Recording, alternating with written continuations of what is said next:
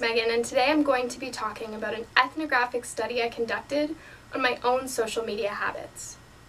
For this study, I kept a journal for an entire day of my social media use, both on my phone and my computer.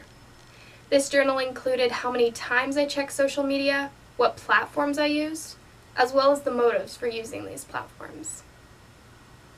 Over the day, I used a variety of different social media platforms, including Instagram, Snapchat, Facebook, Messenger, Gmail, Pinterest, and Skype. The social media platforms that I checked the most often were Snapchat, which I checked 13 times, Instagram, which I checked 12 times, and both Facebook and Messenger, which I checked each 9 times. The platforms that I spent the longest time on were Instagram, which I spent 1 hour and 10 minutes checking overall, and Skype, which I spent 2 hours on. In total, I checked social media over the day about 63 times and spent approximately 4.5 hours checking social media. This was a pretty shocking finding for me because I didn't really realize how all the checking adds up. During the course of the day, I also made some interesting findings as to why I was checking social media and what the motives behind it were.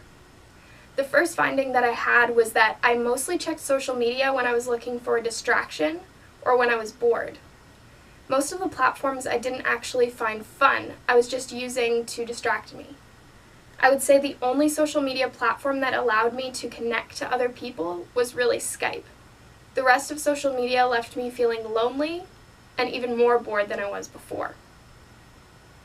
My second discovery over the day was that I checked my phone even when there was no notification. So I found that I checked my phone 13 times when there was no light blinking and I hadn't received a message from anyone. I think this really speaks to our dependency to our phones and our willingness to check our phone even on the off chance that we miss something.